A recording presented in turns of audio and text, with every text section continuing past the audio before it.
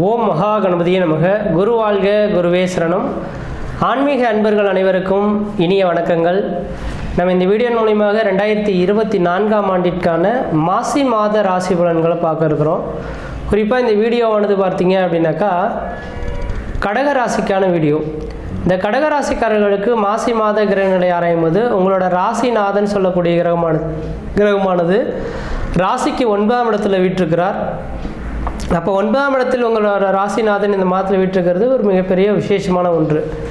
அப்போ ஒரு ஜாதகத்தில் 5, 9ஆம் அதிபதிகள் அசுபர் சுபர் எவராயினும் மிஞ்சும் சுபபலன் செய்வான் அப்படின்ற விதிங்க.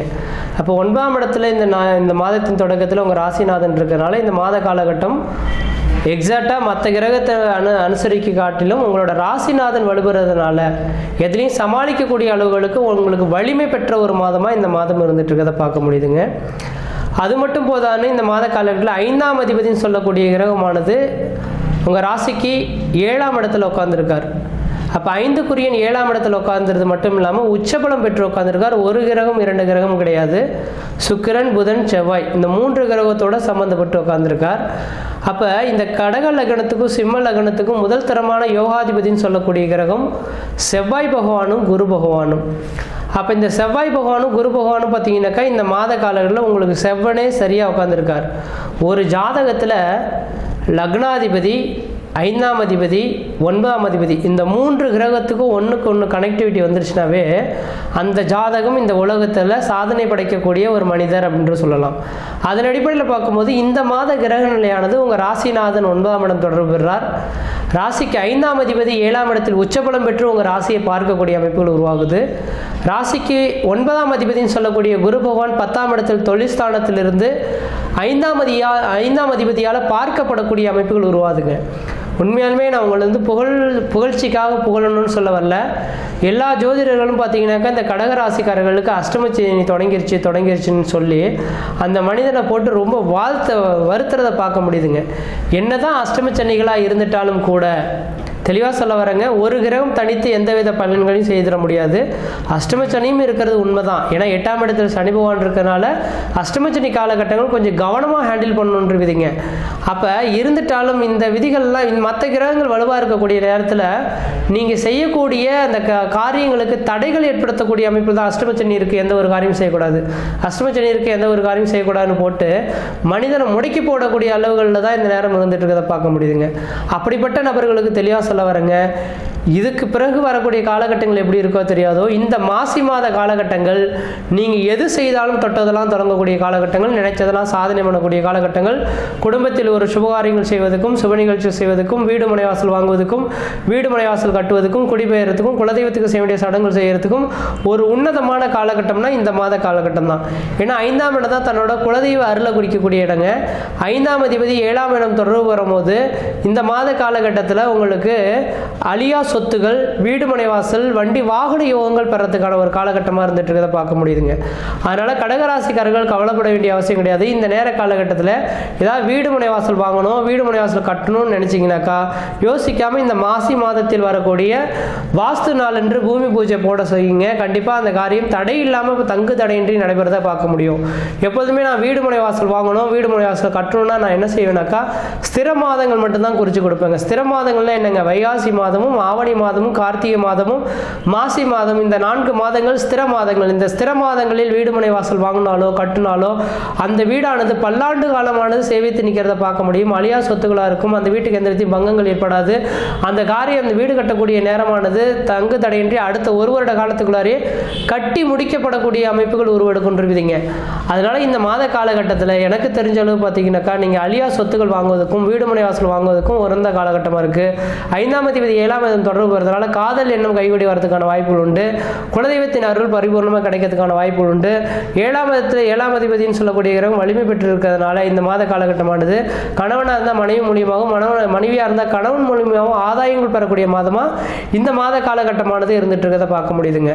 அதனால் இந்த கடகராசிக்காரர்கள் எதுவும் தோண்டு போக வேண்டிய அவசியம் கிடையாது. இந்த மாத காலகட்டம் உங்களுக்கு ஒரு வளர்ச்சிக்கான காலகட்டமாக இருந்துட்டு இருக்கு. அது மட்டும் போதாதுன்னு உங்களுக்கு ராசிக்கு 6க்கும் 8க்கும் 6க்கும் 9க்கும் அதிபதியான இந்த குரு பகவான் பார்த்தீங்க அப்படின்னாக்கா ராசிக்கு 10ஆம் இடத்துல உட்கார்ந்துருக்கார். 10ஆம் இடத்திலிருந்து உங்கள் ராசிக்கு 2ஆம் இடத்தை பார்க்க இருக்கிறார்.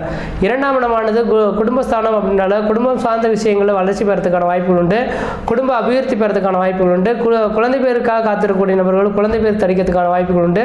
உங்களோட குடும்ப உறவுகளை ஏதோ இந்த மாத காலகட்டத்தில் சுப நிகழ்வுகள் 4 பேருக்கு விருந்து படைக்கிறதோ அமுது போடுறதோ ஏதோ ஒரு சுபகாரியங்கள் இந்த மாசி மாதத்தில் இந்த கடகராசிக்காரர்கள் வீட்டில் நடக்கிறத பார்க்க முடியுதுங்க. அதே போல் பார்த்தீங்கன்னாக்கா ராசிக்கு 4ஆம் இடத்தை குரு பகவான் பார்க்கறதுனால அலியா சொத்துக்கள் வீடு மனை வாசல் வாங்குவதற்கான யோகங்கள், தன் தாயாரின் உடல்நிலையில் ஏதாவது பிரச்சனைகள் இருந்தால் அந்த பிரச்சனைகளுக்கு தீர்வு ஏற்படக்கூடிய காலகட்டமாகவும் இந்த மாதம் இருந்துட்டு இருக்கிறத பார்க்க முடியுதுங்க. அடுத்தது பார்த்தீங்கன்னாக்கா 6ஆம் இடத்தை குரு பகவான் பார்க்க இருக்கிறார்.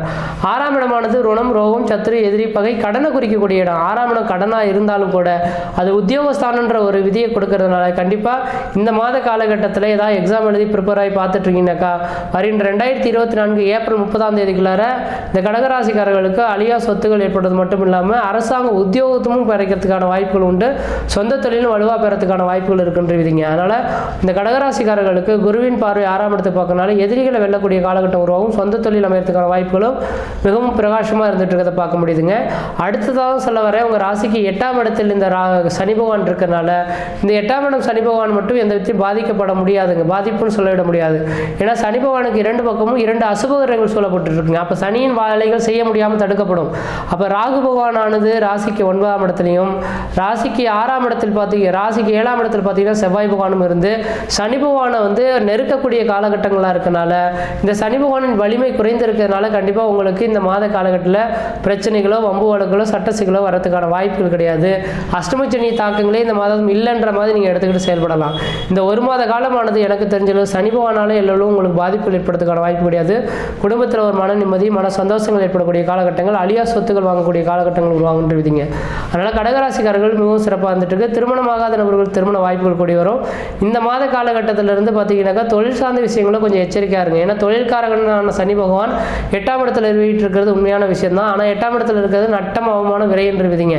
அதனால் கடகராசிக்காரர்கள் மட்டும் இந்த மாத காலகட்டத்திலிருந்து மட்டும் இல்லை 2025 செப்டம்பர் மாத காலகட்டம் வரலுமே அதிகப்படியான கடன்கள் வாங்குறதோ அழியா சொத்துக்கள்னால பிரச்சனைகள் வர்றதோ இந்த மாதிரி விஷயங்கள்லாம் கொஞ்சம் கம்மி பண்ணிக்கிறது ஓரளவுக்கு நல்லாயிருக்கும். 8ஆம் இடம் இருக்கிறனால வண்டி வாகன தடைகள் அவ்வப்போது ஏற்படுறதுக்கான வாய்ப்பு உண்டு. வண்டி வாகனத்தில் கொஞ்சம் கவனமாக போயிட்டு கவனமாக வரணும். யாருக்கிட்டையும் விதண்டாவாதமான பேச்சுக்களை வச்சுக்கூடாது.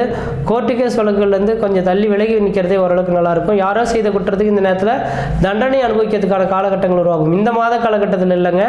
இதுக்கு பிறகு நான் 2 வருஷ காலத்துக்கு இந்த சனி பகவானின் தாக்கம் அஷ்டமத்தில் இருக்கிறனால கொஞ்சம் கவனமாக இருக்கணும். இந்த அஷ்டமச்சனி தாக்கங்களை விடுபடுறதுக்கு ஒரே ஒரு பரிகாரம் என்னன்னாக்கா விநாயகர் பெருமான வழிபாடு செய்யதான் பரிகாரமாக இருக்கும். விநாயகர் பெருமானுக்கு தொடர்ச்சியாக சாயந்தர வேலையில் 5:30 மணிலேருந்து 6:30 மணிக்குள்ளார விளக்கேற்றிட்டு வந்தீங்கன்னாக்கா பட்டமரம் துளிர்ற மாதிரி படிப்படியாக வளர்ச்சிக்கான ஒரு காலகட்டங்கள் உருவாகுன்றீங்க. பெரிய லெவலில் மன பாதிப்புகள், உடல் பாதிப்புகள் ஏற்படுறதுக்கான வாய்ப்புகள் எல்லோரும் கிடையாது. அதனால் கடகராசிக்காரர்களுக்கு இந்த மாத காலகட்டம் உங்களோட வீட்டில் ஜாக்பாட் அடிக்கக்கூடிய ஒரு மாத காலகட்டம்னு சொல்லலாம். தொழில் வளர்ச்சி, தொழில் மூலிமா லாபங்கள், திடீர் அதிர்ஷ்டங்கள், திடீர் பண வரவுகள், சொந்தத்தினால் மன மகிழ்ச்சி, பொருளாதாரத்தை அபிவிருத்தி, தொழிலில் பார்த்தீங்கன்னா மென்மேலும் உயர்வுக்கான ஒரு காலகட்டங்கள் தொடர ஆரம்பிக்குதுங்க. அதனால் இந்த மாத காலகட்டம் எனக்கு தெரிஞ்சாலும் ஓரளவுக்கு வளர்ச்சி நிறைந்த காலமாக இருக்குது. எந்த அளவுக்கு நீங்கள் முயற்சி எடுக்கிறீங்களோ அந்தளவுக்கு வளர்ச்சிக்கான ஒரு காலகட்டம் உருவாயிடுச்சுங்க. முயற்சி எடுத்து பாருங்கள், கண்டிப்பாக வெற்றி பெறுவீங்கள். நன்றி, வணக்கம்.